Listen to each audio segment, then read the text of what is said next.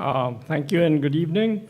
I am personally delighted to be here because, in a way, if it hadn't been for Tony, I would still be in CSR. So he got me involved in PSR, which we'll talk about a little bit. And I'm also delighted to be here because it's a chance to meet the youth. When you get to be my age, everybody is either retired or in the grave. So at least here I can see some of the younger people. I consider Tony young. But I'm supposed to give a reflection about the journey. The trouble with journeys is they move from the past to the present and then the future. But our audience here is kind of bimodal, very young and old. And young people like to hear about the future because they have a short past and a long future. On the other hand, people like me, the old people, like to talk about the past because we have a long past and a short future. So I'd like to kind of balance that off, and there are 3 points that I'd like to make. So this journey is going to talk, obviously, about the past and where we are now, but I'm going to try to spend a little bit more time on the future because I think that's what the youth are interested in. So I've got 3 points to make, and I'll try to make them fairly brief. The one important point is that I'm an academic, and the problem is we understand things in hindsight. We study this and we say, oh, this was the decade of X, this was the decade of Y. But in fact, the real world is a little bit complicated. In one sense, the other reason that I'm grateful to Tony is he introduced me to someone you may know, a gentleman named Wayne Visser. And he was the one who popularized CSR 1.0, 2.0, 3.0. But again, that's an academician talking. Neither he nor I talked about PSR, and that's why Tony decided to evolve that concept of PSR, which again, I'll get to in a little while. But one of the things I think we want to point out is that as an academician, it's easy to say, well, this was the decade of public relations. This was the decade of community relations. This was the decade of multi-stakeholder engagement, et cetera, et cetera. So we'll always look back, but in fact, the real world is a bit messy. There are many overlaps. I mean, even while you're doing what you would think is CSR, there's a great deal of public relations involved. Right now in AIM, we're looking at disasters, both man-made and natural. I was talking to my colleague. There's Yolanda, which is a natural disaster, and there's Marawi, which is a man-made disaster. And we're studying both, and we're looking at where can social responsibility exist there. And it's obvious that when a company does good things, it's also got PR involved. So it's very difficult to separate the two. And academicians like to do it, but there's no point in our doing it because that's how the real world operates.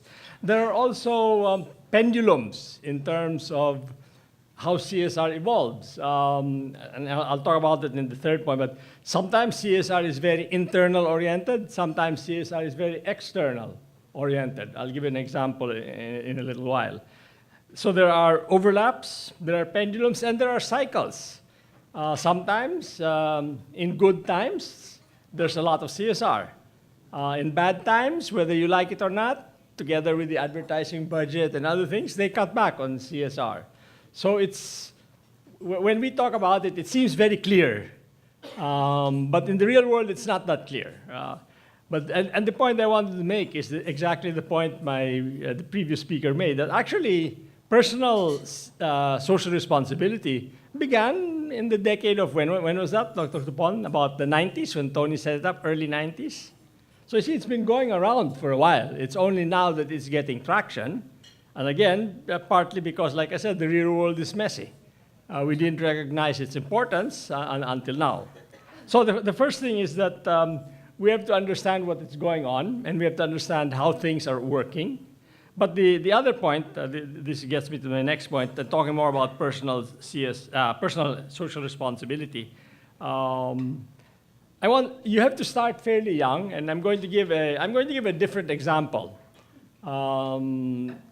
Tony and I are involved in a project on STEM, science, technology, but I'm not going to go into that project. It's a little bit there's a lot of work on it. It's a project report. I'm going to just give you 2 images. I don't know how many of you have gone to Greenbelt during lunchtime, where you see all of these kids lined up going to Rapunzel.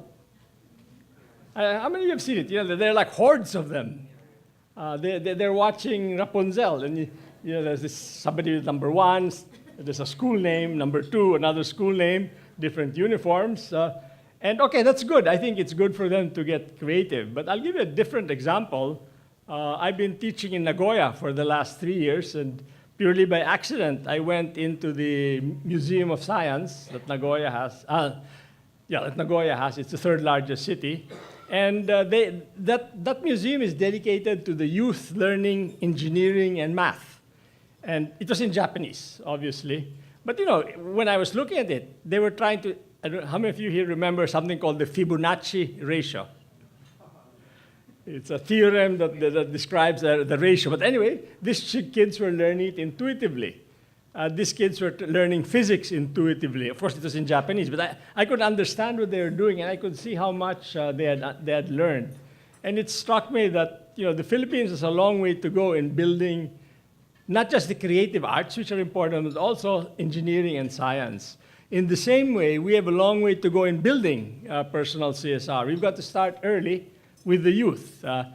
With apologies to our business and corporate people, it's difficult to get them to think about personal CSR when they get brainwashed by the corporation. By the way, I use brainwash in the good sense of the word. I mean, they have budgets, they have resources, they have programs. So if you're a young person who's not sure about what he wants, he's going to embrace it. But I think what we're missing out is the ability for young people to come up with their own ideas and make themselves heard. I've observed also in corporations that the CSR managers are becoming younger and younger. I think that's a good sign. But anyway, the point I wanted to make is that in the journey that Tony and I took, I was very much brainwashed into CSR. That was how it worked. That was what I was familiar with. That was what the people I was talking to were about. Every year we have an annual award on CSR, et cetera, et cetera. So it's only when I realized, when I met that Tony and I got together, 2 things happened. One is I realized that there's an entire dimension to CSR which I'm missing, which is the youth. The second thing I realized is that the youth actually have something to say. And for a while, 2 years ago, I was doing work in University of Mindanao, in San Carlos, and in UP Los Baños. In other words, not the Ateneo, La Salle, Makati crowd, but there's where we got a chance to see how they were doing. And there's where I understood that there's so much that they can do, it's just that they're not recognized. And partly they don't have a chance. If you join a company, basically they have their own CSR programs in place. Performance metrics are based on the CSR. So I don't think they get a chance to voice their interests and their priorities until they rise through the ladder, which is also the benefit. And that's why I think when Greg, no, not Greg. Ooh, wait, Federico, Fred, Eric. So when Eric mentioned this thing about what they're doing. To make an impact, to get people's voices heard, I think this is an opportunity for the youth to have their say and to be able to listen to them, because I think it's important that CSR is not just for us old-timers, it's for the people who are going to make a difference in the future. That's the third thing about this journey. Again, my thanks to Tony. I wouldn't have been able to do this. 2, I got a network, the people that he talks to. So through him, I've done conferences in UP in other places. I've gone to Pampanga. I'm a southerner. I'm from Laguna, so going to Pampanga is a major effort. All that traffic. Getting to the highway. Once you get to the highway, you're okay. Just to repeat, 1, this is about the journey. I've talked a little bit about the past. 2. The journey is a complicated one. It's not. In hindsight, we can say that this was the decade of public relations. This was the decade of multi-stakeholder engagement. But it's nice to know that things are moving even faster than academicians can look at it. The third thing is a personal social responsibility.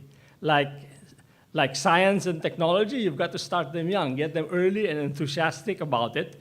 And one of the things, for example, that we noticed in talking about the youth is They really are environmentally conscious. They just don't know what to do about it, but they really are conscious about the environment. They're conscious about human rights is a tricky word. They're conscious about a level playing field for people because they're looking from their point of view. I want to be able to do as much as I can when I leave college and I start having a life. So they're concerned about developing a level playing field, about equity. And these are the things I think that the young people are concerned about. Of course, how would I know? I'm 70 years old. Oops, let me just check. Sorry. Okay, yes, no, I should be ending. I have my timer here. The fourth and final point, and here we now talk about the future. It's interesting because I think the way we're going to go is corporations are now both external and internally inward-looking. Corporations are now external-looking for two reasons. One, the national government has priorities: education, health, and now the disasters are becoming the new normal, and corporations have to play their role as good corporate citizens. So they're looking at it externally. However, corporations are looking at it internally. They're very much concerned now with health and wellness. It's, of course, they're very selfish about it because this is data from the United States. The issue of chronic diseases, diabetes, high blood pressure, cholesterol, that's affecting productivity. And so that many corporations are now looking inwards and saying we have to improve the health and wellness and well-being of our employees because they're the best example of corporate social responsibility. Also, I'm doing some research on something called presentism. I mentioned this to Tony. So what is presentism? You're physically in your office, but you're not productive. No, think about it. Your poor secretary who is a single mother has to wake up at 5 o'clock in the morning, prepare for it in order to be able to get to work at 8 o'clock. And very often, by the time she gets there to sit down, she's physically there, but she's simply not productive enough. Do you remember this ad about in the pharmaceutical industry about, is it Enervon, something like, because I cannot afford to be sick? Remember what's the Tagalog phrase? Bawal magkasakit. So that's the idea of presentism. It's not just health, and it affects the youth. I mean, before we can rise up and start buying BMWs, we've got to go through the MRT. So that's one of the internal issues. External issues, and let me end very quickly now. The external issues is one, you can Google this. There's something now called the beneficial corporation and the B corporation. You can look at it and Google it. It's basically an attempt to develop a standard of good housekeeping, and you can register for it. It's like the global scorecard in corporate governance that ICD has. So that's one of the things that's happening. The other thing that's been happening is corporate social responsibility among corporations is now moving to social innovation. However, I think the youth are the ones who are going to propel social innovation through social entrepreneurship. I think many of the awardees we have are also engaged in social entrepreneurship. And the good thing about them is they don't have the baggage that corporations have. It's not that easy for a corporation to seed money for social entrepreneurship. And that's why the awards that Deloitte has and the initiatives that happen in some of the awardees provide us with good material and give us hope that the youth is actually doing well without us getting in the way. And I think maybe that's the main message, especially among the millennials. Let them be able to do their own thing because it's their own personal journey. It's not something that came from mandated by somebody else. And so with that in mind, let me conclude, and more power to the awardees whom we're going to be hearing from in the next few minutes. Thank you very much.